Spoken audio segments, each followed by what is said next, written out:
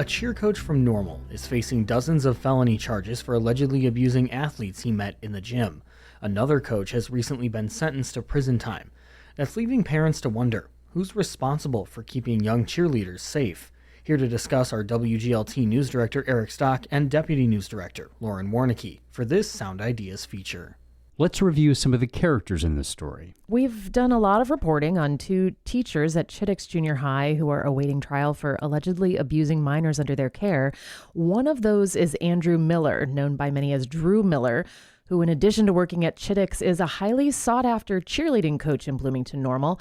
Another cheer coach, Brady Stower, has just been sentenced to 4.5 years in prison after he admitted he fondled a 17-year-old girl at the private gym in Normal where he worked for about 5 years. Now, is there a difference between school coaches and private gyms?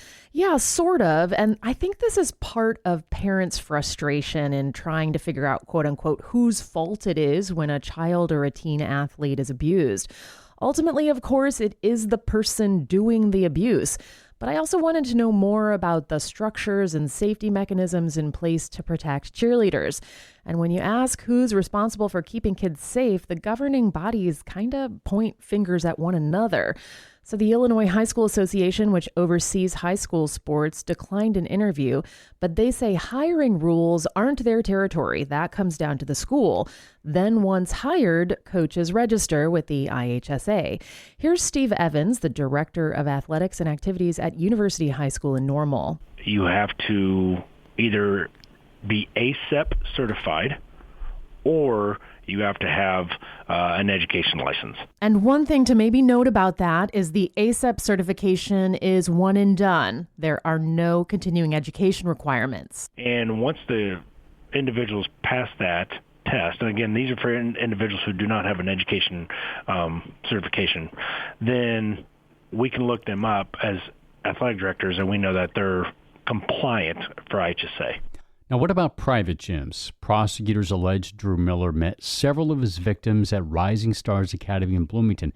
Didn't Brady Stower also work at a private gym? Yes, that's right. And it would be on the employer to do a standard hiring process like background checks and to put policies in place to protect youths who are training in the gym.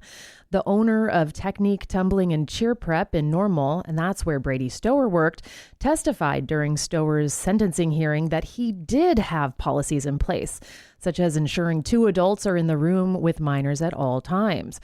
Despite the owner, Russ Burnt, testifying Stower was a, quote, model employee, he clearly violated those policies.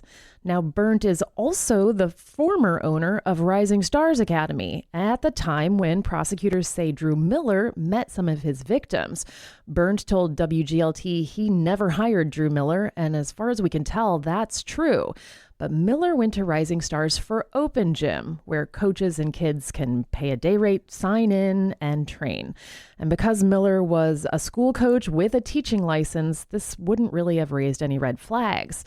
Now, Russ Burnt sold Rising Stars, which has since closed, and he still owns Technique. And he said in court he's put in additional layers of accountability since Brady Stower was arrested.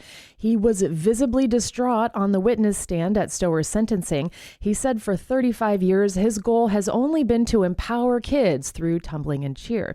And we've made several attempts to interview Burnt, and he has stopped responding to my messages. Now, listeners who have followed this story may recall that Drew Miller was previously a coach at University High School when allegations of misconduct involved an inappropriate conversation with an athlete at a cheer camp on a school-sanctioned trip.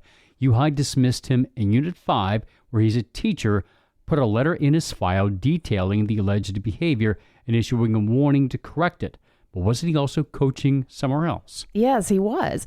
Earlier this year, we reported on police executing a search warrant on Drew Miller's home and classroom at Chittix. And it was at that time it was brought to our attention that he was also a volunteer cheerleading coach at Lexington High School. Superintendent Paul Dieters sent a statement to WGLT saying the district placed Miller on administrative leave when it, quote, first learned of the allegations toward Mr. Miller. He was fired 3 days later. But previous allegations were out there, though, right? How did he even come to be hired? Yeah, well, Miller doesn't have a criminal record. This is the first time he's been charged, so nothing would have appeared on a background check when he was hired. But I don't think Lexington should necessarily be let off the hook here. And a simple Google search could have turned up information about Drew Miller that might have caused Lexington to think twice. The district said in its statement it's not aware of any harm caused to students in the 2 years Miller coached at Lexington. You mentioned continuing education being part of the requirements for coaches. So what do they learn about safe practices, especially with a sport like cheerleading where coaches might have close physical contact with minors? Yeah, I spoke to Kent Simmons about this. He's a former cheerleading and gymnastics coach who has worked with District 87 and several other schools. He also replaced Drew Miller at University High School in 2020. Athletics director Steve Evans is the one who hired him. I got hired and we had a conversation one day, and he's like, I trust you wholly, and I'm hoping that, you can get things turned around for these kids and all that. And I said, Steve, you should never trust anybody wholly. And he looked at me with kind of a bizarre look, like, what? I just hired you. Why would you say to not trust you? And I told him the same thing. I said, that's what got Drew into this situation. He had a great background. He had a winning history. He had great rapport with parents, and all of the charismatic things that makes people like someone lets them go even more and more unchecked. So Simmons says administrators should check in with parents and kids more often and drop in on practices. He says that's for his protection as much as for the kids. All it takes is one accusation for someone's life to be ruined. And this is by far surpassed an accusation, but that's all it takes. And why would you as a coach want to put yourself in any possible spot that you could possibly be questioned, especially alone with a student or an athlete? But the thing is, Simmons says that kind of accountability structure isn't actually baked into the sport. It was on him as the coach to implement and enforce it. I always kind of had that mental, awareness of never be alone with the student. Simmons stayed at U-High for just 3 months. He says Drew Miller continued communicating with parents and students during that time, making it difficult for him to really change the culture on the team. He says Miller also had powerful backers at IHSA, which meant bumping into him backstage at the state championships. He's bad news, and I've known that from the minute that I met him. Simmons says Miller, however, is not an isolated incident, and it's on administrators and business owners to see through that charisma and the results at competition to protect kids from harm. That was WGLT's Lauren Warnicki speaking with Eric Stock. Much more of Lauren's reporting on the recent child sexual abuse cases is at WGLT.org.